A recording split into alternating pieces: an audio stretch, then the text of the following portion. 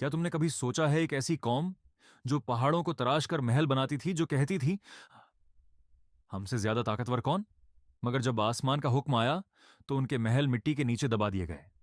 हजरत नूह अलैहिस्सलाम के बाद एक और कौम पैदा हुई। उमैयाद यमन और ओमान के दरमियान एक इलाके के आकाफ में रहते थे। उनके शहर का नाम था इराम जातुल इमाद, यानी स्तंभों वाला शहर जो आसमान से बात करता था। उनके बदन पहाड़ों की तरह मजबूत, कद बादलों को छू लेते और उनका गुरूर आसमान को चीर देता था। वो कहते, हम ही जमीन के वारिस हैं और हमेशा रहेंगे। अखाफ की रेत में उनके शहरी इलाके दूर दूर तक फैले हुए थे। उनके घोड़ों के पांव से जमीन गूंजती थी। रात को उनके चिरागों की रोशनी दूर तक चमकती, गोया उनका शहर जमीन पर कोई ताज हो। और वे अपनी सभाओं और बैठकों में अक्सर एक ही बात कहते, हम जैसे लोग दोबारा कभी पैदा नहीं होंगे। उनके बच्चे भी छोटी उम्र में पत्थर उठाकर अपनी शक्ति दिखाते और बुजुर्ग गर्व से कहते, हमारे बच्चे भी पहाड़ों को झुकाने वाले हैं। आज के लोगों का एक और अजीब अकीदा था। वह समझते थे कि हवा उनकी गुलाम है। उनके जवान कभी वादी के दरमियान खड़े होकर दोनों हाथों को फैलाते और अपने आप से कहते, देखो, हवा हमारे जिस्म की पैरवी करती है। बुजुर्ग लोग अपनी नशिस्त महफिल में फक्र से कहते, हमारे बाप दादा हवा का रुख बहाल देते थे, हमें कौन रोक सकता है। वो लोग जब तूफान को दूर से आता देखते तो हंसकर कहते, हवा हमारे साथ है, यह हम पर नहीं हमारे दुश्मनों पर पड़ेगी। लेकिन उन्हें क्या पता था कि आने वाली हवा उनकी सबसे बड़ी दुश्मन बन चुकी है। आज के लोग सिर्फ लंबे नहीं थे, उनकी जिस्मानी बनावट आम इंसान से कई गुना बड़ी थी। दरिया के किनारे उनके कदमों के निशान आज भी पहाड़ों के दरमियान मिलते हैं, जिन्हें देखकर लोग हैरान रह जाते। उनके घरों के दरवाजे इतने ऊंचे होते कि एक घोड़ा और सवार दोनों सीधा अंदर जा सकते, और उनके बर्तन पत्थर के बने हुए, इतने बड़े कि एक बर्तन में पूरा खानदान का खाना पक जाए। समय बीतता गया, घमंड बढ़ता गया, वक्त गुजरता गया और उनका तकुर बढ़ता गया। फिर अल्लाह ने अपना नबी भेजा, हजरत हुद अल सलाम, जो कहने लगे, ए मेरी कौम, सिर्फ अल्लाह की इबादत करो, उसके सिवा कोई माबूद नहीं। खुद क्या तू चाहता है हम अपने बाप दादा के मजहब छोड़ दें? हम ताकतवर हैं, हमें कोई छू नहीं सकता। हजरत ऊद अली सलाम ने फिर कहा, मैं तुम्हें उस अजाब से डरा रहा हूं जो तुम सोच भी नहीं सकते, लेकिन जिन दिलों में गुरूर भर जाए वहां नसीहत पत्थर से टकराकर टूट जाती है। हजरत हूद अल सलाम रोज उनके बाजारों, उनके महलों, उनके दरवाजों के पास जाकर आखिरी दावत देते। कभी उनके सरदार हंस के कहते, भूत तेरी बात में दम होता तो हमारे महल कब के गिर चुके होते। कभी कोई बच्चा उनकी आवाज का मजाक उड़ा देता और कुछ लोग उन्हें देखकर रास्ता बदल लेते, कहीं उन्हें अल्लाह का खौफ उनकी आंखों में भर ना जाए। एक दिन हुदल सलाम उनकी असेंबली में गए, जहां उनके सरदार सोने के तख्तों पर बैठे थे। हुद अली सलाम ने कहा, अल्लाह की बनाई हुई कुदरत का निजाम देख लो, तुम्हारी ताकत कुछ भी नहीं। मगर उनके सरदार सम हंस पड़े, ये छोटे वादे बंद कर अगर अजाब आता है तो हम अपनी ताकत से उसे रोक लेंगे। अजाब से? कुछ दिन पहले आज की वादी में एक अजीब मंजर हुआ। रात को आसमान में एक गहरी खून सुनाई दी। न बादल गरजा, न बिजली चमकी, संगीत।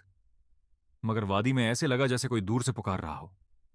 आज के संगीत लोग इस आवाज को सुनते और आपस में कहते, ये तो पहाड़ों की आवाज है। हजरत हूद अल सलाम जो कहने लगे, ये रहमत की पुकार नहीं, ये तंबे है। दूसरी रात जमीन हल्की सी हिली, मगर इतनी कम कि सिर्फ जानवर बेचैन हुए। देखो, इंसान हंस पड़े। हंसी, जमीन भी हमारी ताकत से डरती है, उन्हें नहीं। संगीत तो पता था, यह जमीन का आखिरी ऐतराज था। फिर आया अल्लाह का फैसला। सबसे पहले उन पर कैद आया। 3 साल तक एक बूंद बारिश ना हुई। नदियां सूख गईं, बाग जल गए, जमीन पत्थर बन गई। लोग आसमान की तरफ देखते रहे, कब बारिश आएगी। लेकिन आसमान से जवाब आया, खामोशी। पहले साल उन्होंने कहा, यह तो मामूली सा मसला है, हम ताकतवर लोग हैं। हंसी। दूसरे साल प्यास ने उनकी जुबानें सुखा दी। खाली मटके दीवारों से टकराते, जानवर प्यास की वजह से गिरने लगे। तीसरे साल आद की जमीन से वो हंसी, वो फक्र, वो आवाज ही गुम हो गई।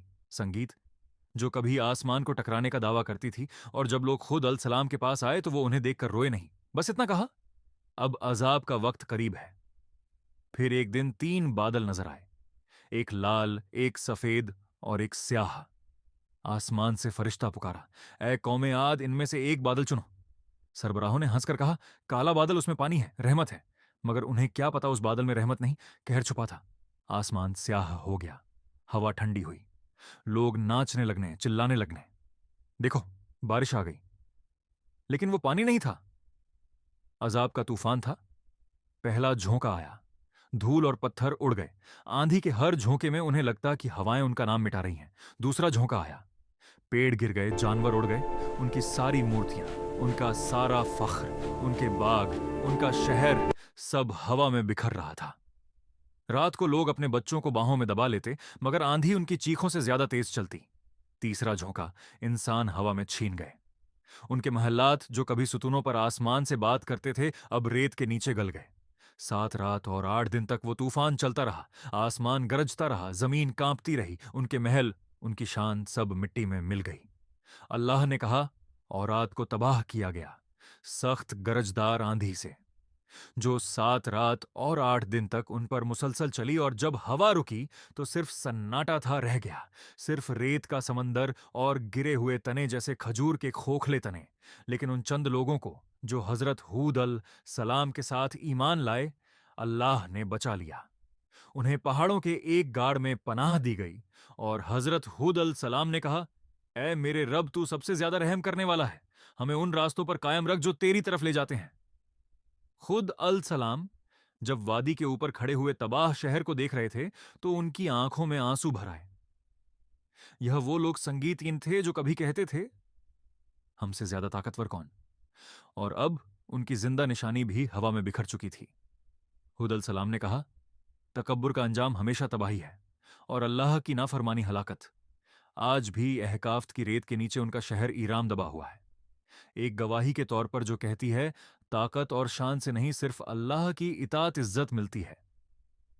अगर तुम्हें यह संगीत कुरानिक कहानी पसंद आई हो तो वीडियो को लाइक करो।